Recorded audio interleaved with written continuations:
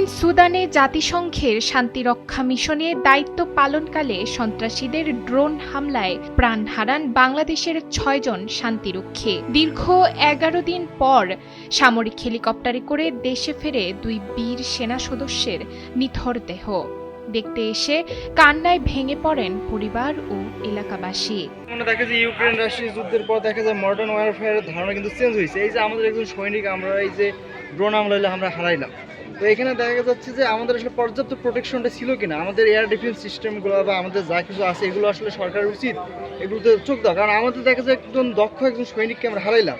বাংলাদেশ সেনাবাহিনীর একটি হেলিকপ্টার কুড়িগ্রামের উলিপুর হেলিপ্যাডে অবতরণ করে। হেলিকপ্টার থেকে নামানো হয় সৈনিক মোহাম্মদ মমিনুল ইসলাম ও সৈনিক শান্ত মণ্ডলের মরদেহ। পারিবারিক কবরস্থানে যথাযথ সামরিক মর্যাদায় তাদের দাফন সম্পন্ন করা হয়।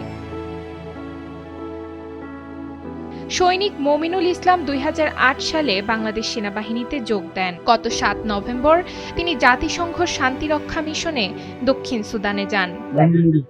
ভাইয়ের বাড়ি আমার পাশে, আমার খালাতো ভাই, অত্যন্ত ভদ্র ছেলে, গভর্নমেন্টের চাকরি করছিল। অন্যদিকে সৈনিক শান্ত মণ্ডলের বাড়িতেও নেমে এসেছে গভীর শোক। তার স্ত্রী ৭ মাসের অন্তঃসত্ত্বা। জাতিসংঘ শান্তিরক্ষা মিশনে দায়িত্ব পালন করতে গিয়ে জীবন উৎসর্গ করা এই ২ বীর সেনার আত্মত্যাগ কুড়িগ্রামের মানুষ চিরদিন শ্রদ্ধা ভরে স্মরণ করবে, এমনটি জানিয়েছেন তারা।